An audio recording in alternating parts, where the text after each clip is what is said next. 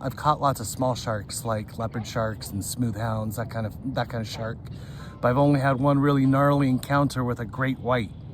I was out kayak fishing solo just like today, right next to a buoy filled with sea lions just like today. The only difference was I was in Santa Cruz and right now I'm in Monterey. I just passed the buoy and that's the area I wanted to fish in that day 5 or 7 years ago. And I was paddling hard getting to where I was going, and then I stopped paddling and I was just coasting. And as I was coasting, I pulled out my fishing rod and I started getting my bait ready. I think I was using frozen squid at the time. I felt the energy of something behind me and I turned around right behind me and I saw something big sticking out of the water, just coming right at me.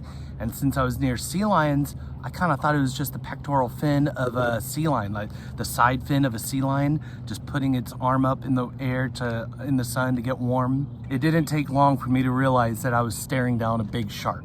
The dorsal fin was coming right at me. It was a good 2.5 or 3 feet out of the water. It was a big dorsal fin, probably about that wide. It looked like a ship plowing through the water, just the dorsal fin part.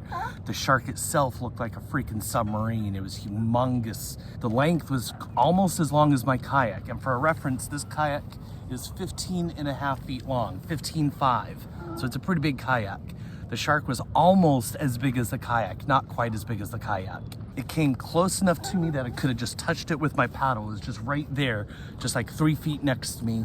And I could see the big eyeball just staring at me as it was on the surface, circling me just in a couple of feet away. It made a tighter circle that first lap and then a bigger circle for a second lap and then just took off out into the distance and I never saw it again. I feel like if it wanted to attack me, I wouldn't have seen it beforehand. It would have just launched itself from underneath and plowed into me.